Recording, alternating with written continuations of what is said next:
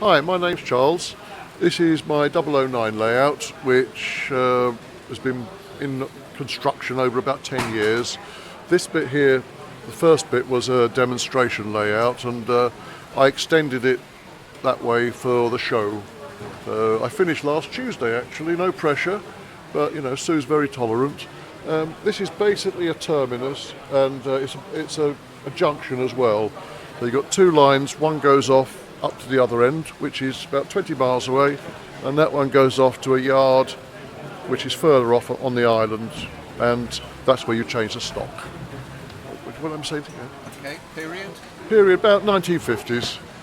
50s, early 60s, when things were getting a bit rough. As you can see, we've got a complete mix. I'm one of those modelers that doesn't really care what we run, and it upsets purists, which is great, because they come along and they tut. Oh no, you can't have that running. Yes, you can. It's my layout. So, on the top of the tunnel there, there's 00 track, which this is 009, which is 00 scale, 4mm to the foot on roughly N gauge track. That's 00, which is 4mm on 16.5 track, and I put that up there just to give you an idea of the differences in scales, basically. And with the extension, we can now run through from one end to the other, and we can have two operators, except when they get silly and pile trains up for somebody else to sort out. But apart from that, it's fine. It's good fun to operate. Before, this was just a fiddle yard here, and you just ran in and out. But now we can go from one end to the other, and gives us much more of an option in what to do. I'm Derek Pratt. I'm a member of the 16mm Association, which mainly does live steam garden railways in 16mm scale. And this layout is one that I've made to show that you can actually run 16mm indoors using live steam. The Locos are mainly gas powered, using camping gas, and they're very realistic. They actually work exactly as the same thing as the real thing.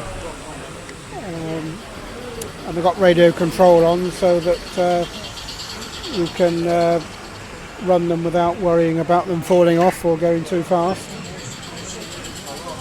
And keeps me off the streets. The layout is a fairly simple thing. It's just an oval of track with a couple of sidings and a few wooden buildings. It lives in the garage at home, and they bring it out to exhibitions a couple of times a year and play trains for the weekend. And how many locos have you got here today?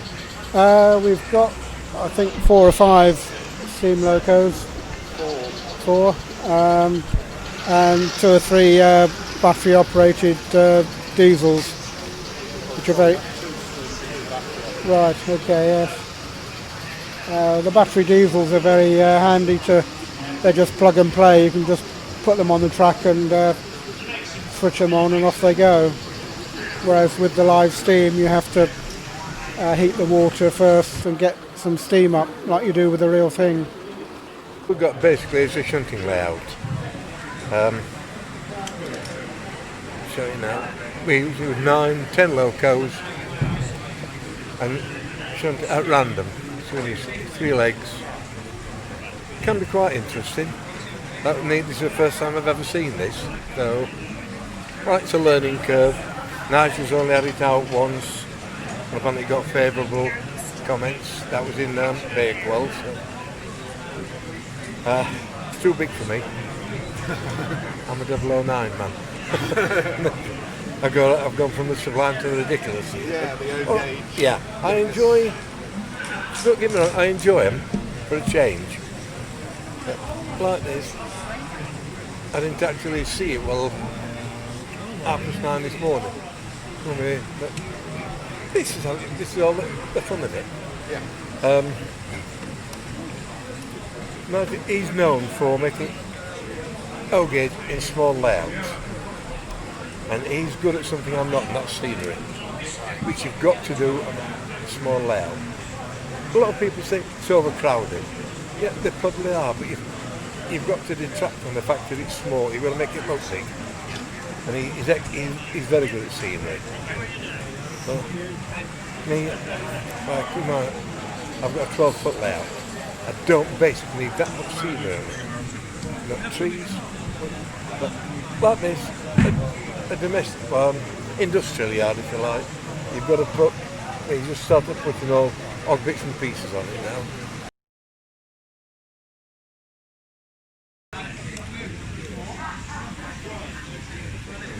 I'm David Wheelton. This layout belongs to Jim Barry. I built the boards, Jim built the track work. This is TT, so it's 3mm to the foot. And so double O is 4mm, N gauge is 2mm, so this is halfway between the two. Triang started TT in about the early 60s, late 50s, early 60s. So this Loco at the front is about 60 years old. That's an original Triang. The track is hand-built. All the points, they're soldered construction, rails soldered to copper-clad sleepers. Most of the rolling stock is kits, which you can buy through the 3mm Society. So you've got Parkside, Dundas and Cambrian, reduce their 4mm kits down to 3mm for the Society. The Locos, the two diesels that we're using, they are modern East German chassis underneath them, so they're just like a Bachmann or a Hornby, so that's why they run better. But then one is a resin body that's been shortened and made into the model we want. This one is scratch built out of plastic card. The Steam Loco is an etched kit, so through the Society there's about 800 kits of Locos, coaches and wagons. The layout is set in East Anglia, and what it depicts is a bit of a bywater. The main line has been truncated at the level crossing.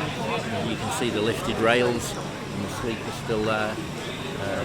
The only thing that's keeping it going is the sugar beet traffic, living in East Anglia. And then this line goes through to an RAF base, so it creates some extra movements and some extra movements. We're both in the 3mm Society, and it's a great place. It's a great scale if you want to have a go at building stuff yourself. The scale is 1 to 100, so it's called the architect's scale, because that's what all architectural drawings are in, and it's quite easy then to scale things down, because you're working in 100th all the time, so the arithmetic's easy when you're measuring the real thing down to the scale model.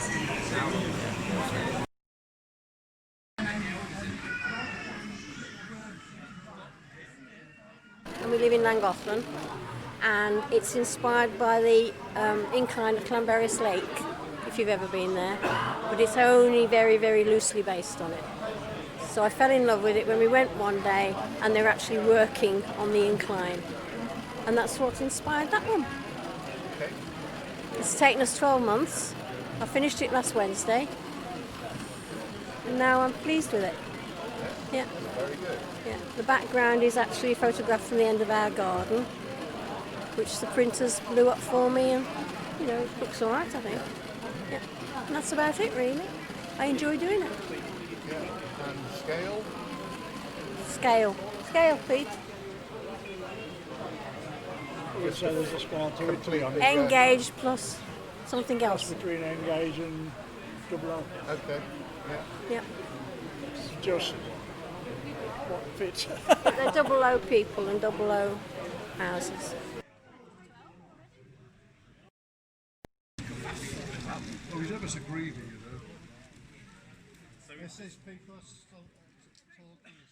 The layout is Taste of Amlook.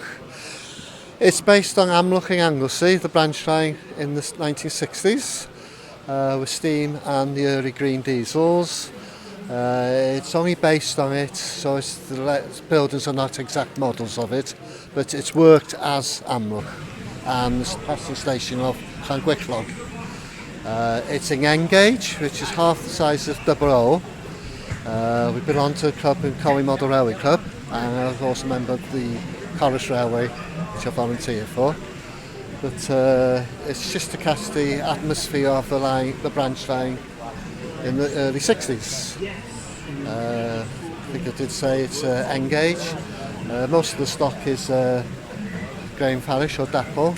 The buildings are all adapted eco ratio and kestrel. It's just a trial run at N gauge to see how we get on with it, and have great fun, and that's what it's all about.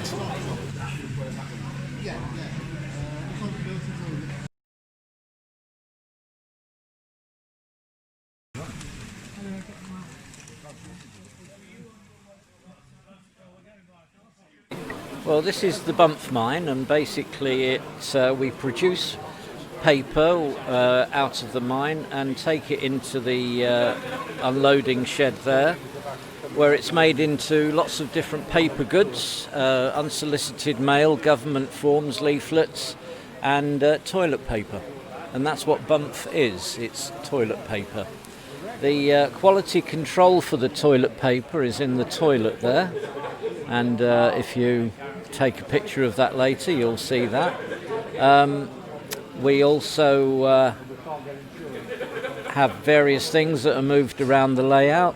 There's hot air, and there's a think tank, there's a pencil, we push pencils around, there's red tape, and lots of things like that.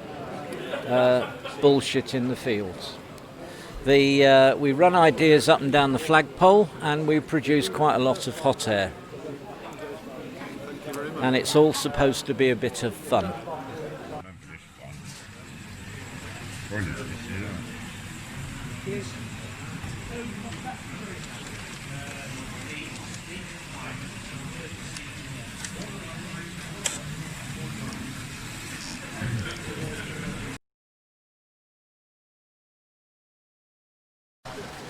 Okay. Big train was built by Triang, first introduced 1966 and was discontinued by Triang in 1972. It was sold to a company in Russia, and in 75 they remarketed it under the name Novo. That lasted till 1980 and disappeared off the scene altogether. As you see, this stuff is all original big train, not been touched or nothing. Some of it is boxed, as you can see, and some of it's unboxed. Unfortunately, it's not very easy to get hold of. Most of it's been bought on eBay. You very rarely see it at shows or toy fairs, anything like that. So it's a case of just finding it. I mean, it's all battery powered. There's no electrics, nothing like that. Simple to use. All you need is a good supply of C and D size batteries. And batteries today are obviously a lot better than they were when they first came out. It's all simple together, clipped together track, so it could be used indoors, outdoors. If you look on the catalogues, you can see they were aimed at children, but as you say, the collectors go for it. And some of the stuff's been used by people to convert, like the Hymix of electric, and the mineral wagons repainted in grey, and the skip wagons and the Ruston diesel used by the narrow gauge fraternity, because they're more narrow gauge style than standard gauge. And that's basically it, really. It's a simple, fun system, and it's a collection that is quite achievable because virtually everything there is what they made. I'm just missing a couple of items, but I'll get them no doubt sometime.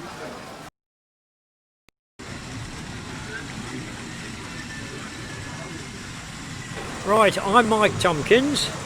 I'm exhibiting my Hornby O-gauge tin plate trains, most of which are older than me. And they're still going strong, and I'm still going strong as well, really, you know. I've been coming to the Corris exhibition for probably 10 years now, and as long as I can, I'll probably still continue to come.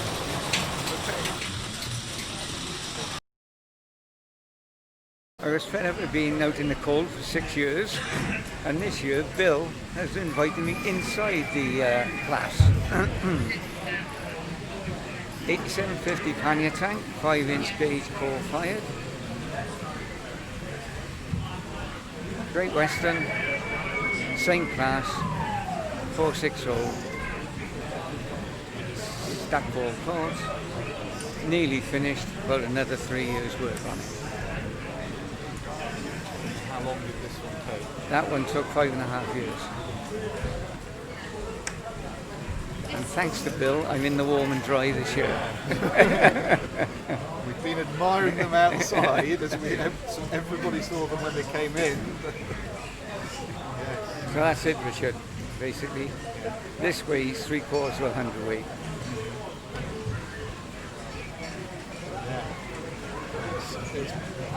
And everything's scratch built. Everything is scratch built. A few odd castings here and there.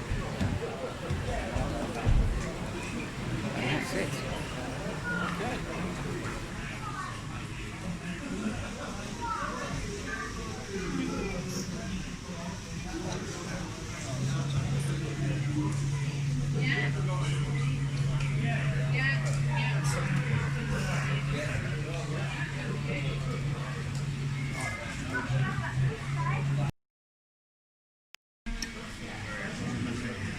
I'm Ian, and I've been bringing layouts to the McCumpler show for quite a number of years now, and last year Bill wanted a smaller layout, and so I said I would build a layout 10 foot long for next year's show, and that proved a bit of a challenge, and finally made it here. This is the new layout, Clough Street sidings.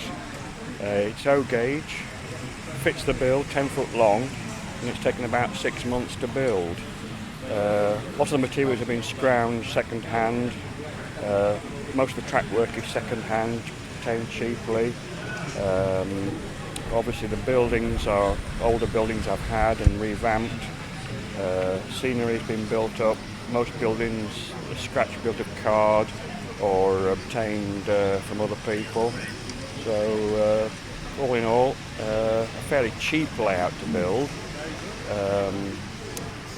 Most expensive thing were the point motors, which were bespoke point motors made by a club member. But apart from that, it's been an interesting build. I'm quite pleased with the result. It seems to work all right. This show at McCumpler was the first time it's been put together, first time it's run, and touch wood, everything has gone okay so far. So I'm quite pleased with the result. Obviously, I think it's just a simple shunting layout. It's really basically two inglenook siding type layouts back to back with a run round loop in the middle, and it gives plenty of scope for shunting puzzles and probably many hours of pleasurable enjoyment.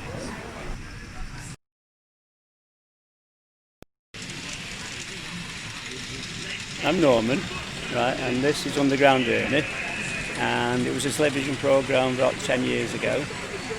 All the products is all made by Bachman, but they didn't finish it all off, hence the part of the track map behind us was never finished. They didn't do 4 stations, 3 stations. They didn't do Mr. Rails' depot, so you can never finish the layout off. But everything that's on here is what they made. That's it. Good morning, my name's Mark Rumbelow. This is the Greater Colombian Doughnut Mills layout. It's loosely based in East London. It's the sort of headquarters of a narrow gauge empire, serving lots of local industries around East London, southern Essex, the Thames Estuary generally. It's a work in progress at the moment, so it will be finished in future. I'm always working on new locomotives and rolling stock, mostly freelance. That's about it, I think.